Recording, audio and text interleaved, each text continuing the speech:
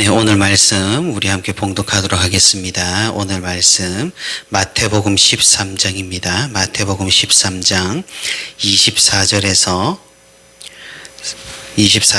43절까지 우리 교독으로 함께 말씀을 봉독하도록 하겠습니다. 24절입니다. 예수께서 그들 앞에 또 비유를 들어 이르시되 천국은 좋은 씨를 제밭에 뿌린 사람과 같으니 사람들이 잘 때에 그 원수가 와서 곡식 가운데 가라지를 덧뿌리고 갔더니 싹이 나고 결실할 때에 가라지도 보이거늘 집주인의 종들이 와서 말하되 주여 밭에 좋은 씨를 뿌리지 아니하였나이까. 그런데 가라지가 어디서 생겼나이다. 주인이 이르되 원수가 이렇게 하였구나. 종들이 말하되 그러면 우리가 가서 이것을 뽑기를 원하시나이까. 주인이 이르되 가만두라. 가라지를 뽑다가 곡식까지 뽑을까 염려하노라. 둘 다 추수 때까지 함께 자라게 두라. 추수 때에 내가 추수꾼들에게 말하기를 가라지는 먼저 거두어 불사르게 단으로 묶고 곡식은 모아 내 곡간에 넣으라 하리라. 또 비유를 들어 이르시되 천국은 마치 사람이 자기 밭에 갖다 심은 겨자씨 한 알 같으니 이는 모든 씨보다 작은 것이로되 자란 후에는 풀보다 커서 나무가 되매 공중의 새들이 와서 그 가지에 깃들이느니라. 또 비유로 말씀하시되 천국은 마치 여자가 가루 서말 속에 갖다 넣어 전부 부풀게 한 누룩과 같으니라. 예수께서 이 모든 것을 무리에게 비유로 말씀하시고 비유가 아니면 아무것도 말씀하지 아니하셨으니 이는 선지자를 통하여 말씀하신 바 내가 입을 열어 비유로 말하고 창세부터 감추인 것들을 드러내리라 함을 이루려 하심이라. 이에 예수께서 무리를 떠나 집에 들어가시니 제자들이 나와 이르되 밭에 가라지의 비유를 우리에게 설명하여 주소서. 대답하여 이르시되 좋은 씨를 뿌리는 이는 인자요 밭은 세상이요 좋은 씨는 천국의 아들들이요 가라지는 악한 자의 아들들이요 가라지를 뿌린 원수는 마귀요 추수 때는 세상 끝이요 추수꾼은 천사들이니 그런즉 가라지를 거두어 불에 사르는 것 같이 세상 끝에도 그러하리라. 인자가 그 천사들을 보내리니 그들이 그 나라에서 모든 넘어지게 하는 것과 또 불법을 행하는 자들을 거두어내어 풀무불에 던져 넣으리니 거기서 울며 이를 갈게 되리라. 그때의 의인들은 자기 아버지 나라에서 해와 같이 빛나리라. 귀 있는 자는 들으라. 아멘. 네, 사순절 12번째 날 주님의 가르침을 따라 이렇게 새벽 기도에 오신 성도 여러분 진심으로 환영하고 축복합니다. 오늘도 하나님의 위로와 은혜가 가득한 그런 기도의 시간이 되기를 소망합니다. 예수님 당시 이스라엘 사람들은 메시아가 이 땅에 오는 날 세상의 종말이 올 것이라고 생각을 했습니다. 그래서 예수님을 따르는 사람 중 일부는 예수님께서 이런 세상이 뒤집어지고 하나님 나라가 임하는 그런 대격변을 일으킬 것이라 여기고 따르는 사람들도 많았습니다. 하지만 그런 사람들의 기대와는 다르게 예수님께서 오셨고 또 말씀도 전하셨고 또 천국이 가까이 왔다고도 하셨지만 기대했던 그런 대격변은 일어나지를 않았습니다. 그렇게 어리둥절하는 상황에서 예수님께서는 제자들에게 이렇게 말씀하셨습니다. 진정한 메시아 왕국의 성취, 진정한 하나님 나라의 완성은 자신이 두 번째로 올 때 이루어진다고 말입니다. 하지만 사람들은 이상하게 생각을 했습니다. 예수님이 오셨는데 왜 아직 세상은 이렇게도 악한 것이며 의인이 고통을 받고 악인들이 떵떵거리며 살아가는 것인가? 그렇다면 예수님이 그토록 전파하시는 그 천국은 지금 우리에게 아무런 의미가 없는 것이 아닌가? 라고 말입니다. 이런 의문들과 질문들에 대해서 예수님께서는 오늘 말씀을 통해 비유로 설명을 해 주시는 것입니다. 사람들은 말하곤 합니다. 하나님이 존재한다면, 하나님이 살아계시다면 왜 이 세상에는 그렇게 부조리가 있고 악이 있고 착한 사람이 오히려 벌을 받는 것 같은가? 그러고 보면은 하나님은 없는 것이 아닌가라고 말입니다. 이런 도전은 자라나는 우리의 다음 세대로부터도 많이 받는 질문이기도 합니다. 그리고 교회를 떠나는 사람들의 아마 주된 이유이기도 할 것입니다. 가만 생각해 보면 그렇기도 합니다. 정말 하나님께서 살아계신다면, 하나님께서 선하시고 완전하시다면, 자신을 따르는 사람들을 지켜주시고 보호해 주신다고 약속을 하신 하나님께서 정말로 살아계시다면 왜 교회를 다니고 하나님을 섬기는 우리는 고통을 당할 때가 있으며, 교회에 열심히 다니는 성도가 세상에서 성공을 하는 것이 아니라 오히려 죄를 가책도 없이 짓는 세상 사람들이 더 잘 살게 되는 것일까요? 우리가 신앙생활을 하다 보면은 신앙생활을 정말 잘했고 매일 새벽 기도도 빠지지 않으며 하나님을 섬기는데 최선을 다한 사람이 굉장히 큰 어려움이나 고난에 처했다는 소식을 듣기도 합니다. 하나님께서 정말 무정하다고 느껴질 정도로 우리는 이 세상에서 받는 복이 신앙심과 비례하지 않고 오히려 반비례한다는 그런 사실을 발견하기도 합니다. 그래서 하나님을 잘 섬기고 교회에 열심인 부모님 밑에서 자녀들이 빗나가는 경우가 종종 있기도 하는 그런 것이 현실입니다. 그리고 세상을 보자면 어떻습니까? 오히려 착실하게 사는 사람들이 아니라 편법을 행하고 불법을 행하고 악을 자행하는 사람들이 오히려 더 잘 먹고 잘 살고 떵떵거리며 어깨에 힘을 주고 살아가는 그런 현실을 보게 됩니다. 오늘날 정치를 봐도 경제를 봐도 문화를 봐도 이 세상 어느 곳을 봐도 그렇습니다. 착하게 살고 정직하게 살면 오히려 세상에서 손해를 보고 바보 취급을 당하며 생활이 더 어려워진다는 생각이 이제는 오히려 정설이 되어버린 그런 세상입니다. 정말 예수님께서 말씀하신 천국은 결국엔 우리가 죽어서야만 이루어지는 것일까요? 하나님이 이 세상을 통치하신다고 알고는 있지만 세상은 마치 사단이 통치하는 것처럼 보입니다. 하나님의 나라, 천국은 우리 가운데 아직 임하지 않은 것일까요? 이런 의문과 질문은 사실 우리 시대에만 있던 것이 아니었습니다. 하나님의 살아계심과 존재하심에도 불구하고 이 세상이 악한 이유를 찾는 질문은 성경 곳곳에서 등장하는 주제입니다. 가장 오래된 이야기로는 욥의 이야기가 그렇습니다. 우리가 욥기서를 읽을 때 하나님과 사단의 대화를 먼저 읽고 욥이 당한 고난을 보니까 욥이 당한 그 고난이 우리가 이해가 되고 욥이 안타깝게 느껴지는 것이죠. 하지만 우리가 하나님과 사단의 대화를 모르고 욥의 이야기를 먼저 접하게 된다면 우리는 욥을 어떻게 평가하고 어떻게 생각을 하겠습니까? 하나님을 잘 섬긴다고 동방의 의인이라고 칭송받고 소문난 그 욥이 하루아침에 모든 재산을 잃어버리고 가족을 모두 잃어버리고 거리에 나앉아서 기왓장으로 병든 자신의 몸을 긁어댑니다.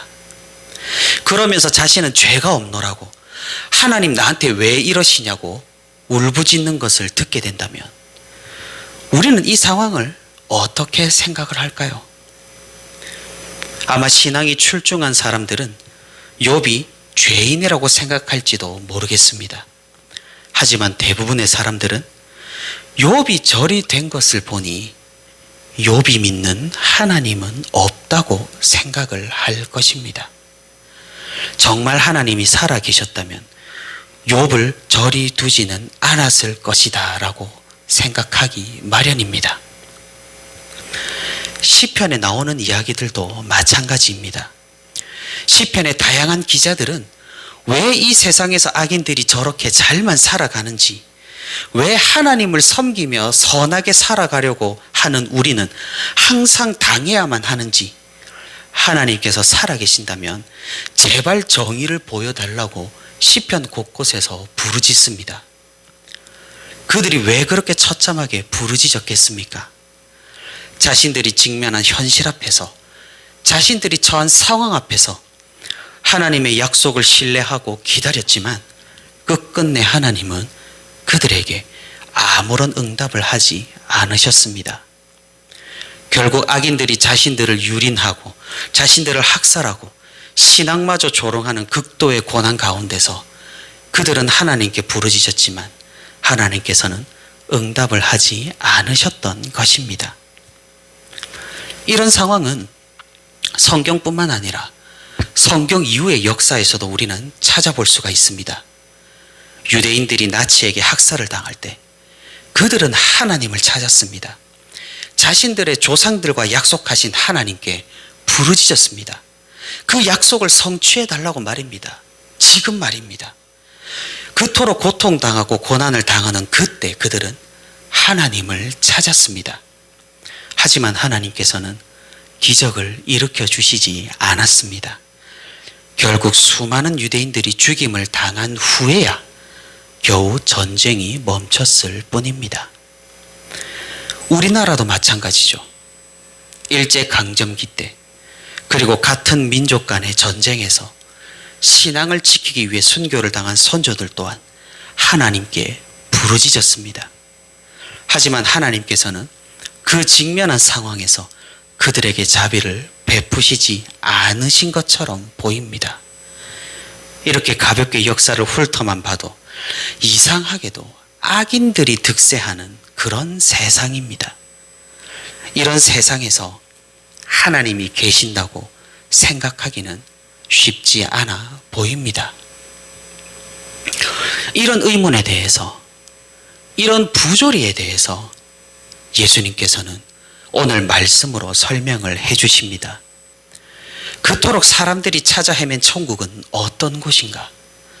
그토록 그들이 부르짖은 천국은 어떻게 되고 있는가? 그토록 그들이 가길 소망했던 천국이 지금 어디에 있는가를 말입니다. 천국은 좋은 씨를 좋은 밭에 뿌린 것과 같습니다. 알곡이 자라고 선한 것이 자라며 풍성한 결실을 기대하는 것과 같습니다. 천국은 추수의 기쁨이 충만한 것과 비슷합니다. 그런데 문제가 있습니다. 알곡만 심겨진 것이 아닙니다. 그곳에는 가라지가 함께 자란다는 사실입니다. 우리 세상에 선한 것만 있는 것이 아니라는 것이죠. 공중권세 잡은 사단이 가라지를 뿌렸습니다. 알곡과 가라지가 함께 자라면 당연히 가라지가 훨씬 더 크게 자라고 잘 자라고 그렇게 자라납니다.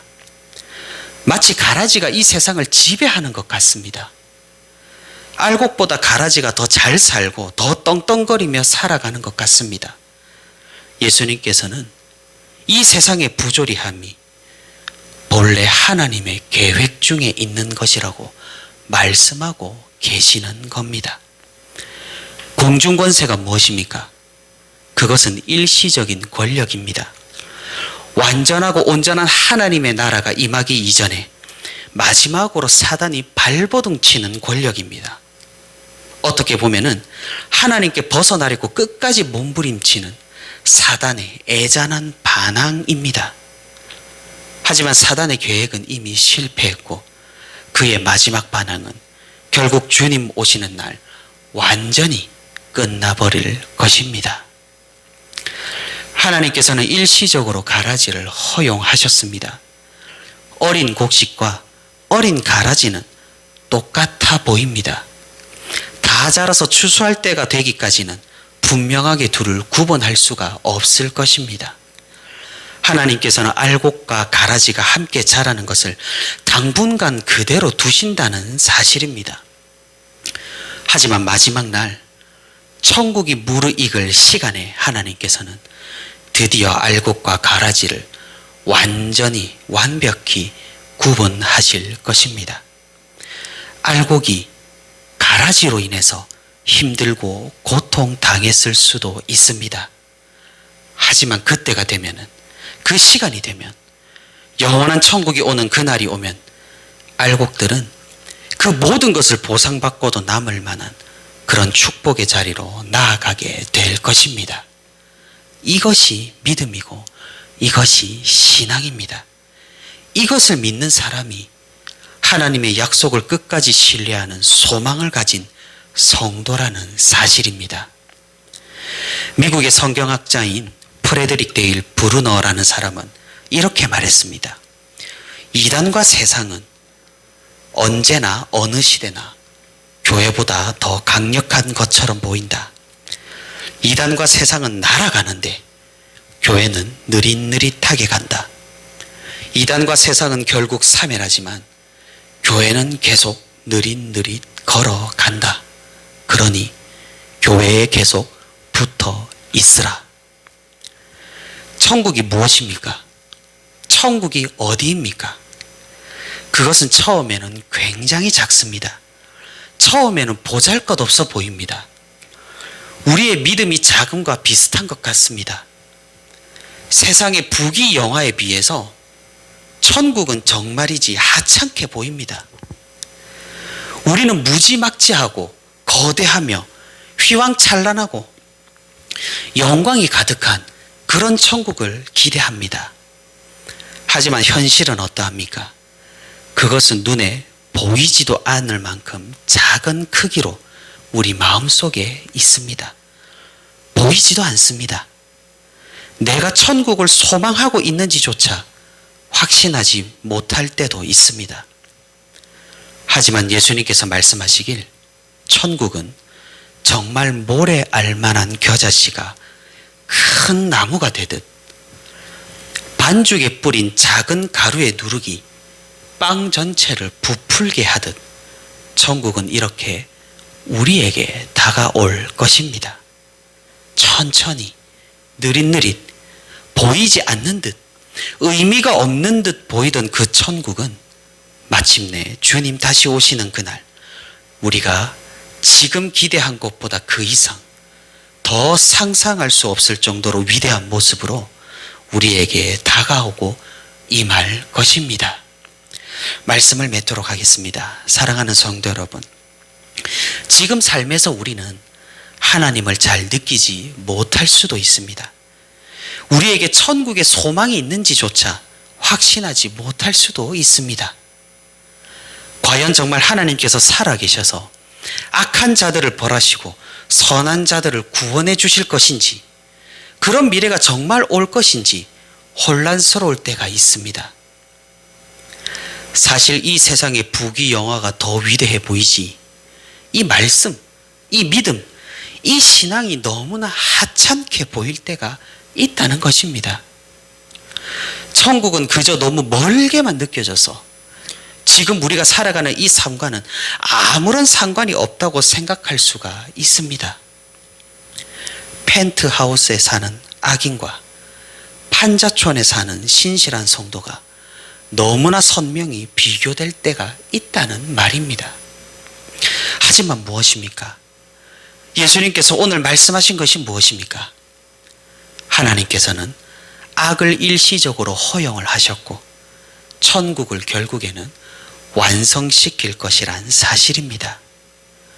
이 세상에서의 성공과 부귀와 영화는 다가올 천국의 그것과 전혀 비할 것이 못 된다는 사실입니다.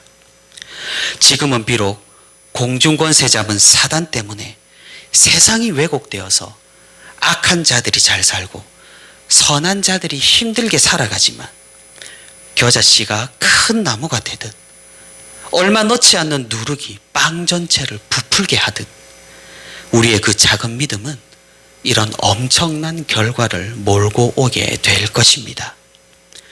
우리의 삶과 아무런 상관이 없어 보이던 이 작은 믿음이, 그 작은 천국이, 그 작은 소망이 우리를 구원으로 이끌고 주님 곁으로 이끌고 낙원으로 이끌 것이란 사실입니다. 그곳은 주님께서 함께 하시는 천국입니다. 그것은 하나님께서 우리에게 허락하신 낙원입니다.